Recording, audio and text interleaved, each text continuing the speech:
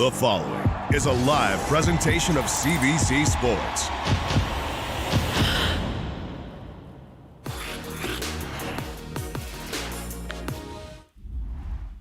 Hello, my beautiful skating peoples. Welcome back to another episode of That Figure Skating Show. I am here with the incomparable, the gorgeous Brenda Irving. Oh, Asher, thank you. Of course, thank you. And of course, we are recapping the 50th anniversary of Skate Canada International in Halifax this past weekend, and it was pretty golden for Canada in the pairs and the dance. A women's sweep in Japan. Some big moments for Canada, for sure. And we had two reigning world champions at this competition, of course. Ilya Malinin, and there she is, Kaori Sakamoto.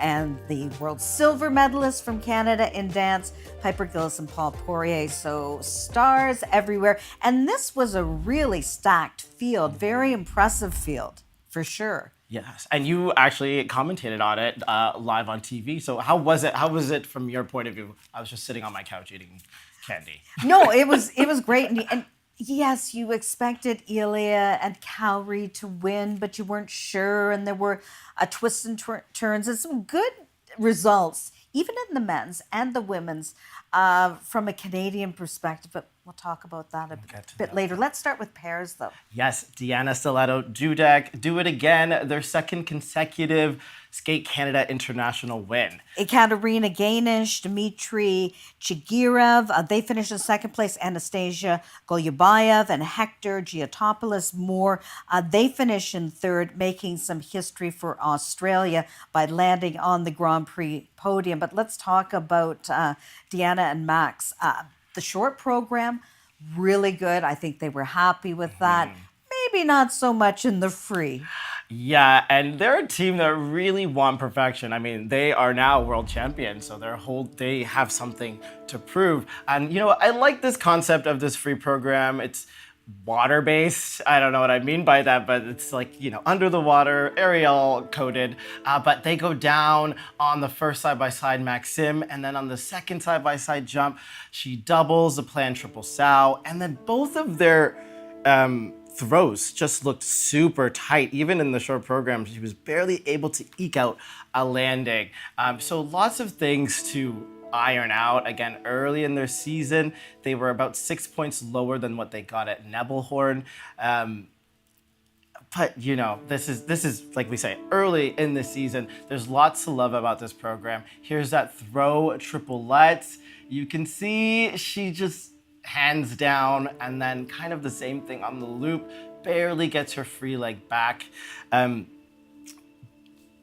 Yeah, they were completely and utterly disappointed with this. So first, after the short program, and then they fell to second place, in the free. And what always, you knew before they ended that Deanna especially was not going to be a happy camper. Like, she doesn't hold back on how she feels. She's so critical of herself. They did not win their first early season competition. And now, they won, though. They won the gold medal. But listen to her reaction afterward. So Deanna and Max, I know you didn't have the skate you were hoping for today, but how does it feel to be back-to-back SCI medalists despite that? Not sure, because for sure the performance we delivered tonight was not what we expect at all.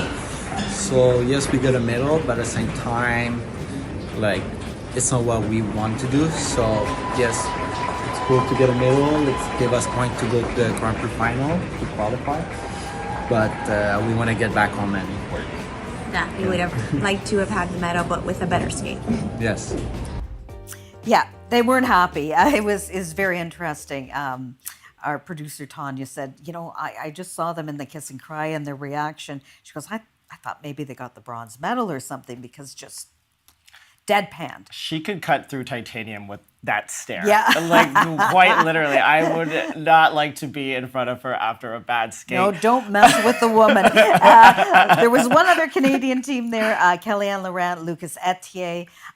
They were skating, and they finished 8th in both the short and in the free. That's where they ended up. So they finished in 8th place. Deanna and Max finished with the gold medal.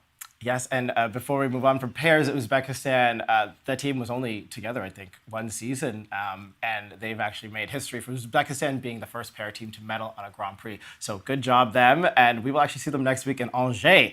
But let's head on to the women, where there was a Japanese sweep of the podium headed by none other than the Queen of Japan, unofficially, of course, Kaori Sakamoto. And finishing in 2nd place, Rino Matsuki and Hana Yoshida. And for Kaori, she was leading after the short program. Remember, she's a 3-time world champion. It was a beautiful short. But then we get to the free and not quite as comfortable. Let's take us through some of what we saw. Yeah, so she was skating to all that jazz, a piece that's quite familiar in figure skating, especially after the movie came out. It was everywhere. This is a high intensity piece of music. It's so well known, and she kept it for the entire 4 minutes. That is very, very hard to do.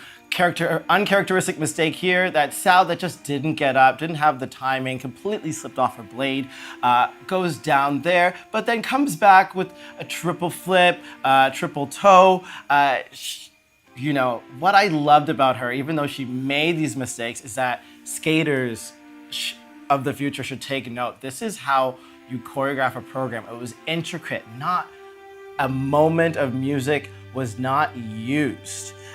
Even when she fell on jumps, you could tell that how impressive it would have been if she landed, because it fell right on the music. And she did that all throughout the program.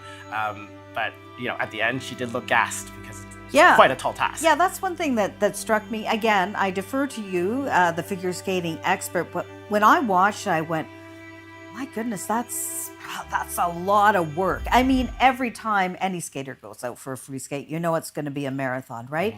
But it was extremely, in my opinion, intricate, right? Absolutely. As we saw there in the replay, after her second triple Lutz, she does a 3-turn out into this layback outside edge. That takes control, and to just go from upright to sideways and backwards on one foot, that's the intricacy that you want to see from a world champion. And I thought it was brilliant. And again, she always has a season starter that's not necessarily the best. She was 3rd at Lombardia to Amber Glen. And so I have no doubt that she will come back even stronger as the season goes on. Just one other thing I want to mention about the podium is Reno, and the fact that she went from 10th place in the short program. She wins the free, ends up with the silver medal. Wow. Will the real Reno please stand up, because which is it? Or is it somewhere in the middle? Anyway. That was her highest placement to date on the Grand Prix circuit. And she won the free program by 13 points to beat the world champion. That is huge. And her next Grand Prix is in Helsinki, where she will actually meet up again with Hana Yoshida, who was in 3rd. She had a big year last year, 3rd at the Grand Prix final, and definitely on track to potentially make that final again. Okay, the Canadians. One of my favorite moments, if not my favorite moment, was watching Maddie Skeesis in the short program. She was so pleased with how she skated. She followed that up with a really strong, solid free program. Did I say short? Short program was great. Free was very good as well. Yeah. And she finishes in 5th place. And she's got the Cup of China coming up, but she's struggled internationally. And this was a real redemption for her. I know she changed a few things heading into the season. She said, I think I got to compete more heading into that first Grand Prix event. She did, and look at the results. Yeah, and she finally has that second triple Lutz in her free program, something that's eluded her. She nailed it here, and she needs that to stay competitive. And, she really has suffered with Skate Canada mentally. She will deliver one good program, but not two. But here, she absolutely did, and of course, we have her speaking about this after her free skate. Maddie, we saw you get really emotional towards the end of that program. What was going through your mind? I was just really happy with how the program went. On a personal level, I think I really needed those set of performances. It's been an up and down couple of years. I just had been feeling like I hadn't been living up to the potential I had, and it wasn't, the perfect skates, and it's probably not going to be a medal here, but on a personal level, that was important for me. And you know what? I train with her. Well, I don't train anymore. I'm a coach and choreographer. But when she was leaving, she may have not had the best training day, and those negative thoughts come in. And I just remember telling her, like, no more negative thoughts. Just go in. You got this. And she absolutely delivered. This is a big step for her on the international circuit. Yeah, last January, she lost her Canadian title to Kaya Ryder. Kaya was here as well, competing at Skate Canada International. She finished in 8th place. She was 7th in the short, 10th in the free. And then Sarah Maud Dupuis, she was 9th in both the short and the free, and she finishes in 10th place. Yeah, well, let's carry on back to where Canada had another treasure trove of medals, 1 and 2, led by Piper Gillis and Paul Proyer, who won both the free dance and the rhythm dance. And then, of course, we have in second place Marjorie Lajoie and Zachary Laga, and France's Evgenia Loporeva and Jeffrey Rousseau. And so for the Canadians, this is the 5th straight title at Skate Canada for Piper and Paul. That's pretty incredible. And the rhythm dance, I want to get your opinion on both the rhythm and the free because they're unique. Now look at this. Well, first of all, the outfits alone. This transition out of that twizzle, they stay on one feet the whole time, change of edge, under his leg, just to continue. I've never seen a transition like that. This is the kind of originality we expect from them. And to the music of the Beach Boys. Yes, I was hesitant to see the Beach Boys as their choice. Why? Just because, I just like, where are they gonna go with this? I was really hesitant about the whole kind of like rhythm dance, to be fair. But Yeah, it's the theme is 50s, 60s, and 70s, yes, right? Dance party. But they brought it, they did it in their own unique way. Not only is it Beach Boys, she is Barbie. Yeah. On the beach, he's Ken. They've added that layer to just keep it fun and light and just, the movements and the rotational lifts. I loved it. And if Paul was a lifeguard and I was on the beach, I would 100% would pretend to drown as long as I could use him as a flotation device. But it was spectacular. It was fun. And my apologies for ever doubting you guys. It was. Yeah. And now the free program, I always love to see what they're going to come up with because that's usually their signature program for sure. And it was a whiter shade of pale. What did you think? Just great music choice. Okay, when I first watched it, I was like, what am I watching? But then also, why am I crying? It's like this agnostic program. Is it a tango? Is it not a tango? There's this change of music, but everything they did was with superb quality, originality, just from Paul's outfit alone, this backless suit, I think it's going to be controversial. Can already see people typing on Twitter how much they don't like it. I think it's gorgeous. I think it's different. I think it's exactly what they need. And this program seems historic to me. Because I can't explain it doesn't mean that it's not amazing. They were doing this also on the Stars on Ice tour this year. It's also dedicated to Carol Lane's late father. I think that this is some of their best work. The way that they open the program with that perfectly matched outside edge on the right foot and then close it off on the left foot. I love a storybook ending, and I just think it's fantastic. Well, it's great news for Canadian fans that love ice dance because, at the end of the season, they've gone year by year. Did we want to stay? Did we want to go? What do we want to do? And they decided, pretty quickly, I think, as they headed into the show season that, we're gonna stick around. We still have things to do. And so the good news is that not only are they going to stick around for this season, but now, you're sticking around for this season, you got to stick around for next season because it's the Olympics, yes, right? And they know that they're in a position to win a medal at the games. We have to talk about the other Canadian team, uber talented, Marjorie Lejoie and Zachary Laga. And things did not start out well for them. Like Piper and Paul, this was their season debut, right? They hadn't competed earlier. And let's take a look at what happened in the rhythm dance to this Canadian team.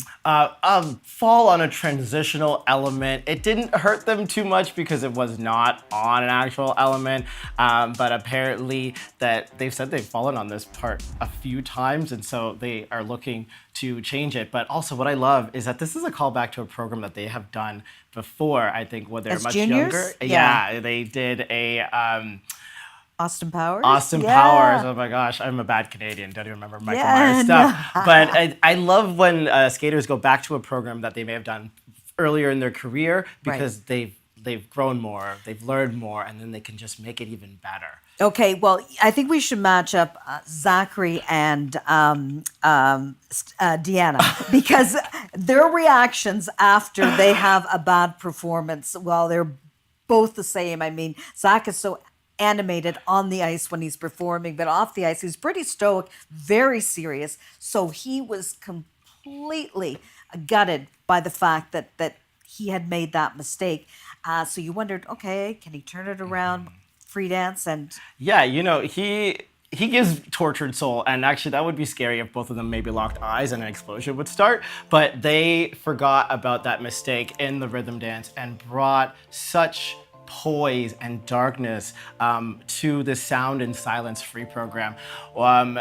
The male lyricist singing the lyrics really helped showcase Zach. It's hard not to watch him, but Yeah, I felt you're in right. this one, they really put him forward in elements like their sliding movement, that passion. I think this is such a good start for them. Again, early in the season, this is only just gonna get better. If I had any kind of critique, I would say that I want Marjorie to be a little bit more animated. dirtier with her movements that portray it's almost like too perfect for this music that's a little bit darker. Like she hits everything. She absolutely is a star, but there's this sense of reckless abandonment that I don't quite get that I get from him, and I think she just needs to match us a little bit more. But again, this is gorgeous. Also, and I want to say that I think figure skating owns purple. So many great purple outfits in this event, and yeah, you can just see right there the emotion he gives. I feel like this is who Zach is off the ice. This program. Right, they're a great team, and certainly if Piper and Paul ever decide to retire, they would be Canada's #1 team. They're super talented. One other Canadian team in this competition, Alicia Fabry and Paul Ayer, they finish in 8th place, and we know that they will be gunning for that 3rd spot to the World Championships, because you got to think the Piper Paul, Marjorie Zach will be 1-2. So they'll be fighting it out for that 3rd spot to the World Championships, and in 17 months from now, the Olympic Games.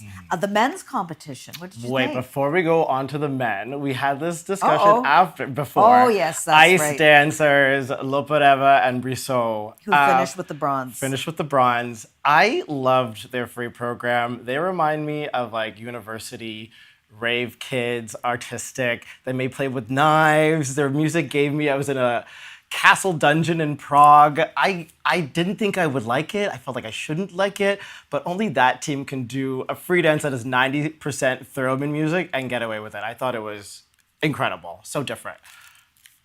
I have nothing to say. Do you not agree? No, I thought it was terrible. Oh my goodness. goodness. No, I'm just going, what is this? Oh. But you know what it does? Yeah. It masks the fact that they have no chemistry. There's no chemistry between them. They're like, do you want to? Yes. I hear you, the techno thing. Okay, you have at it. But I understand, but I feel like connection can be made not only through, yes, you want the look and the connection, actually with the eyes, but I think this was the smoothest program I've ever seen them done, and they had very sharp contrasting movements. Honestly, you could not agree with me, you can, but go watch it. It was my favorite free dance, other than Piper and Paul's. Okay, let Asher know what you think of that program. I would love to hear. We'll see who's right and who's wrong. But now we can continue on to Okay, the men. sorry. Of course, Ilya Malinin, the quad god, does it again. After a three-peat at Skate America, he comes here to win another Skate Canada. Shun Sato, he finishes in second place. Junhwa Cha in third place, the Korean. So I don't know. What can you say about Ilya? He competed at Skate America last week. 5 days later, he's competing at Skate Canada. First man in 25 years to win back-to-back weeks, right? I didn't know that. Alexei Yudin was 25 years ago. He did it. And I don't know. He makes it look too easy. I mean, I feel like his rotation position is what every figure skater thinks they look like when they do a jump. He's just perfection. His quads are, just amazing. In the short program, his quad flip triple toe earned him 20 points alone. So he has that in this program as well. And of course, we just know that he's usually gonna land the jumps because he just gives us such security, even though it's so hard.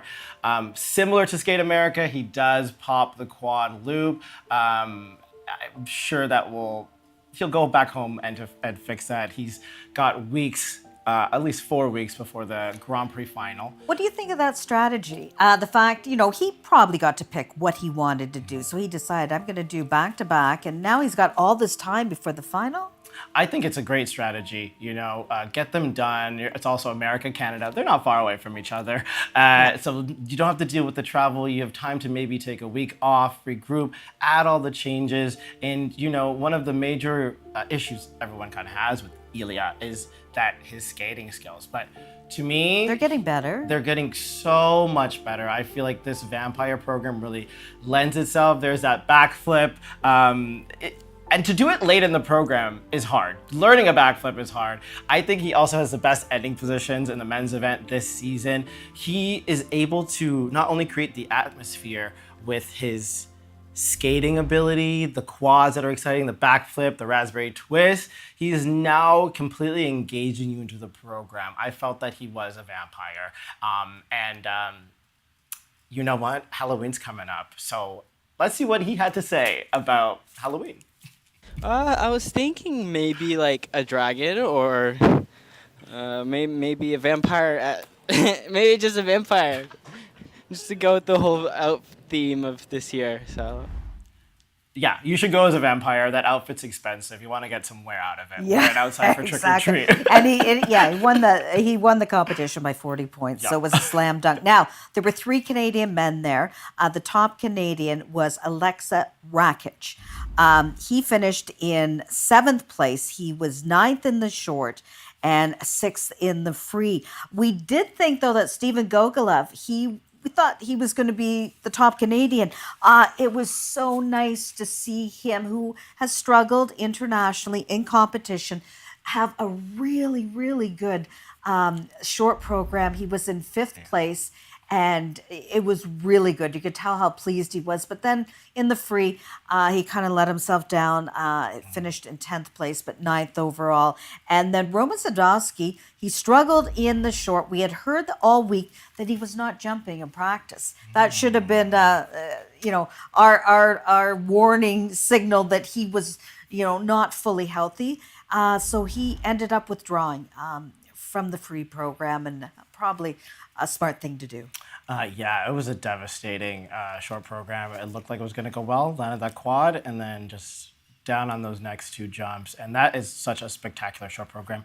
We will see him, this was his only Grand Prix, but we will see him again on the international circuit at the Talon Trophy in Estonia if he's well enough. And I wish him a speedy recovery, that's for sure. But that does it for our show. We've got to talk about the Grand Prix of France, though. Yes, Just I was getting to that. Yeah, you were. Sure you were. I was. But of course, we're not quite done. We're on to our 3rd stop for the Grand Prix series. Watch at CBC Gem starting November 1st at 9 a.m. 8 a.m. So you got to get super early, have a coffee, watch those skaters. And of course, we have 2 entries for Canada. Yeah, Leah Pereira, Trent Michaud in the Paris competition, and Marie-Jade Laurier and Roman Legac in the ice dance competition. For Marie-Jade and Roman, it's their second competition of the season. They were 7th at Skate America, and they're kind of in a fight with Fabry and Ayer for that 3rd spot, right? The bronze medal on the national podium, a trip to World Championships, and maybe the Olympic Games. So each outing for these 2 teams especially important. So important. You want to make sure that you're seen as a top contender to get to Worlds and then potentially the Olympics, which is 1 season away. So let us know who your favorite programs were from Skate Canada this past weekend and who your medal favorites will be for Angers at the Grand Prix de France. And also, let me know if you love La Poreva and Dussault's free program as much as I do. I feel like I'm going to get roasted. I like it. She's spicy today. Well, that's it from me and Brenda. Thank you so much for watching. We will be back next week to recap the Grand Prix de France. See ya.